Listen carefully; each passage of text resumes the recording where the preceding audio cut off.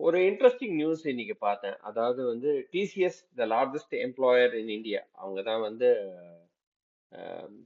Employees கணக்கெடுப்பு அப்படின்னு பார்த்தோன்னா அவங்க தான் நம்பர் ஒன்ல இருப்பாங்க. கிட்டத்தட்ட 10 லட்சம் பேர், 6 லட்சம் பேர் இந்தியாலையும், 4 லட்சம் பேர் வெளிநாட்டிலையும் வேலை பண்ணிட்டு இருக்காங்க. அவங்க என்ன பண்ண போறாங்க அப்படின்னா ஏஐ ஏஜென்ட்ஸை வந்து உருவாக்க போறாங்க. நம்ம கிட்டத்தட்ட 500,000 ஏஜென்ட்ஸை உருவாக்குறாங்க.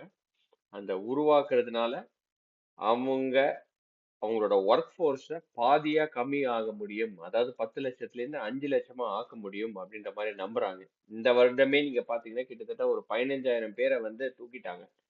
ஆஹ் இந்த 15,000 பேரோட வாழ்வாதாரம் என்ன ஆக போகுதுன்னு தெரியல.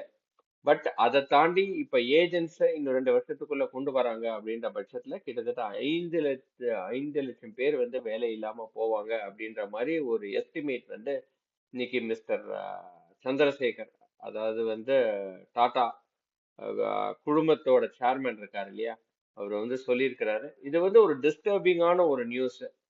ஏன் அப்படின்னா வந்து 5 லட்சம் பேர் திடீர்னு 2 வருஷத்துல காணாம வேலை ஒர்க் ஃபோர்ஸ்க்குள்ள வராங்க. அவங்க எக்ஸ்பீரியன்ஸ் ஆன கேண்டிடேட்ஸா இருந்தாங்கன்னா என்ன ஆகும் இந்தியா எக்கனாமி அப்படின்ற மாதிரி நமக்கு ஒரு யோசனையா இருக்கு.